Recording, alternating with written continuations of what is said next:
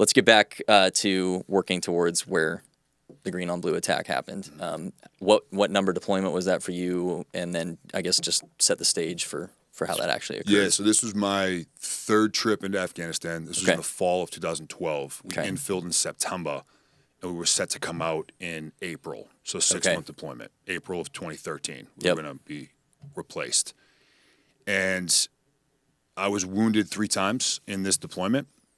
You mentioned 3 Purple Hearts. Those were all awarded to me during the same deployment. Wow, jeez. So the first one was pretty quick. We'd only been on the ground for a few weeks. I took some grenade shrapnel to the back of my shoulder. Really wasn't that big of a deal, man. I mean, it blew like a lemon-sized hole in me, but some gauze and ace bandage, really, that's all it took, you know? Yeah. About 6 or so weeks after that was when I was wounded for the second time. I took an AK-47 round to the face. Maybe you can see the scar. Yeah. They did a pretty good job with it. I had the ideal human on the ground to take care of me. It was a Army Reserve trauma doc, so reservist. Yep. In his full-time life, he's a plastic surgeon. Yeah. Wow. Just happened to get this guy. Yeah, man. That's wild. I'm in the Guard, and I've found that there's a surprising upside to the reserve component. Absolutely. Where a lot of these guys and gals have outside experience that they're able to just pour in. So it's not, I used to make fun of the Guard too when I was active duty. And anyway, what an incredible turn of events that's the guy who was there for you. Yeah, go figure. So, and then fast forward to March of 2013. And those that I just lost. March is the month that comes after February. I know I got the Boston accent, so half the audience is like, what did he just say? Let's clarify where we are within time and space. That's great. It's March of 2013, and we only got a couple, 2-3 weeks left. And then we had that insider attack. So the green on blue incident, and kind of just the wave tops was we were set to go on an operation, meeting a partner force at our camp. Dude jumped up on the back of a Ford Ranger pickup truck that had a PKM mounted to it and just unloaded. What's a PKM? Sorry, good question. Civilian. It's a belt-fed machine gun, Russian-made belt-fed machine gun. 7.62 millimeter. Yeah. I forget by what. By 54 rimmed. It's a powerful weapon system. That thing can do work out to 500-600 meters all day long, and it can chew vehicles to shit. It can chew people to shit. This was about 30 feet away, so. Catastrophic at that range. Yeah, man. So 12 U.S. casualties total, 3 of which were killed. Myself and another 8 wounded, varying degrees, and most of the damage to me obviously was to my right leg. I took estimated maybe 5 or 6 rounds to my right leg, which just decimated it. Yeah, looked more like a shark got a hold of it and just like ripped it to shreds. So dang. I treated myself initially with a series of tourniquets. I would eventually treat myself with what's known as an internal pressure dressing, which is as brutal as it sounds like. You describing that in the book, I was like, Yeah, it can make you wince. Yeah, I probably would have died right there. I don't know if I have the gut to make that happen. For those that are reading his book, he goes into great detail into a lot of this stuff, and it's an excellent part of the book. So it's rough to hear, but it's excellent. Like he actually shows how he saved his own life, and then had his comrades save his life as well. So. Well, and I want to, if you can just real quickly, you talk about, or I've heard you talk about that part where you were so convinced you were dead. Oh yeah. That you were like ordering the deltas, the medics, to just leave me, bro. Get to those who need it more. Like, can you just talk through, like, in that exact moment? I mean, like, were you just in pure adrenaline, or did you actually have presence of mind? Or certainly adrenaline, but I do feel like I was pretty aware of what was going on. Wow. And the dude that got to me, he wasn't one of our medics. Oh, okay, so he's just a teammate. A teammate. Okay. Technically an attachment. His name's Jason, an attachment, but he had been with us since even before we deployed. Gotcha. So very much a teammate. Gotcha. And a stud. He showed up eventually. I'd already put 2 tourniquets on, and he got there, and the look on his face confirmed what I already knew to be true. Like, this is where it ends, Prior to this, I had been on both sides of what we call triage. Yep. Which, those that are unfamiliar, when you're dealing with a mass casualty scenario, multiple people that are injured, we categorize them based off of the degree of injury, likelihood of survivability, and the resources we have to treat all of them. Yep. Sure. It's a cold calculus. It's brutal. Yeah, it's brutal. And the far end of that is known as the expectant category. So these are those that are almost certainly going to die, barring some sort of miracle. they likely will die. So as a person who's applying aid, you do not invest moments or resources on expectant categories, patience, unless or until you work through the other priorities. And then you can do what you can. Right. I had been on both sides of that equation in that decision-making process prior to this event, and I can assure you that it is one of the most difficult protocols to adhere to. When you got some of your friends that are laying there. Your brothers. I mean, these are your brothers you fight alongside with, right? You know, dying or moving in that direction, asking for help, scared, in pain, and you ignore that to be able to work on those that are deemed a higher priority. Really difficult to do. Right. So in my mind, when Jason gets to me, I've already put myself in that expectant category. Sure. Right. So he gets to me, and I can see him thinking through what do I do here, and he begins to like take action, and I'm trying to make that decision easier for him. Right. Saying, bro, I'm not the guy. I'm done. I don't know how many guys are down at this point. There were 11 others that were down. Yeah. But I can hear the screams, like the chaos is going on. There are bodies everywhere. I know I'm going to die. I know others need aid that are almost certainly a higher priority. So I'm trying to help him make that really hard choice. Yeah. And he essentially ignored me. He put on another tourniquet and he got IV access for blood or meds that may need to come on board. Sure. And at that point, he was pretty much at the end of his medical capacity. So we said a quick goodbye and he moved on. Dang, man.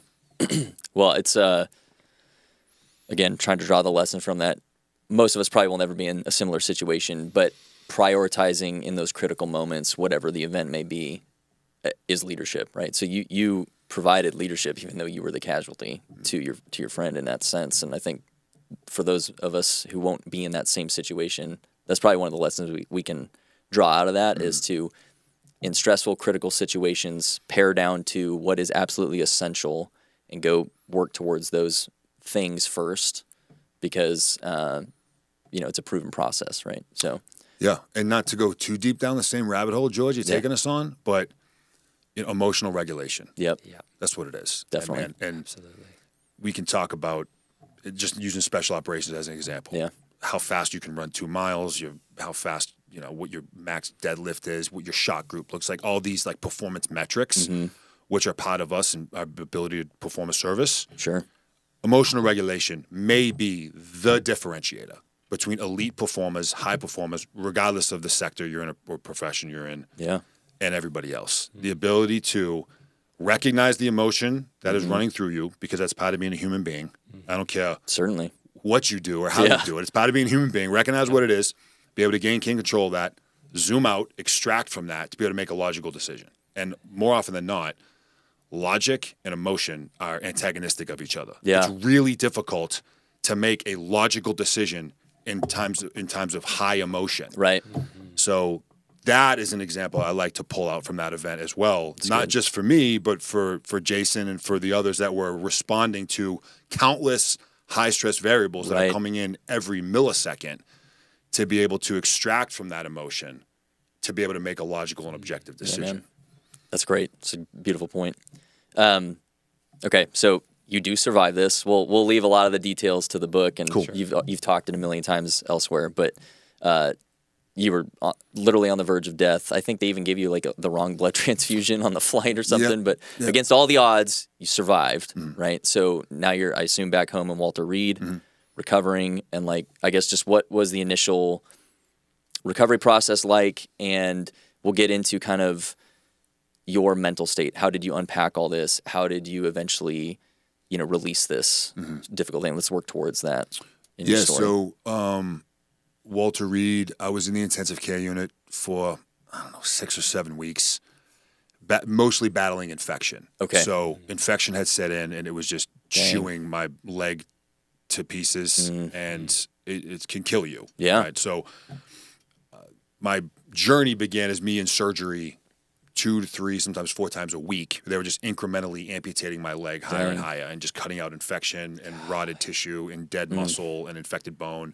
So in surgery, wake up, a little less leg, rinse, repeat over and over and over and over and over again. Jeez. Ended up being about, 35, 37 or so surgeries on my right leg. So that was kind of the initial part of that.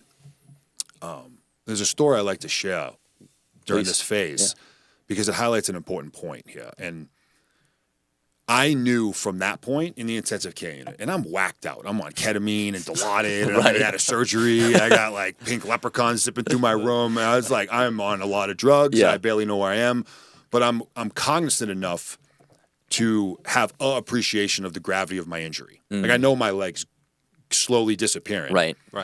But it was at that point that I made the decision that I would go back to the team. I would go back to doing what I do. That was there. And I use the word decision. I almost use it loosely because I almost didn't really even see an alternative option for me. You're fully committed to it. That's it. It was your only option. This is not just what I do, but this is who I am. And my interpretation of that has changed over the last decade. Sure. But at that point, this is who I am. This is what I was put on planet Earth to do. There is no alternative. There's no plan B. There's no contingency. Yeah. This is it. So I was able to decide the what I'm going to do right there and then. I hadn't a clue as to how, but that's a different question. It's a very different question. It is. I think a lot of people get stuck, whether it's on the back end of a traumatic event or just a bad day or week or year, figuring out what am I going to do? Asking themselves that question. What am I going to do? And when you can answer that and define it, even though it may change, it allows you to proceed all energy and effort to how. Entirely different question. Now we're just trying to solve an equation. Right. And there is a way to solve it. It's a series of variables, and slowly over time they become constants, and you plug and plug and plug and plug. That's so good. My mind was made up then.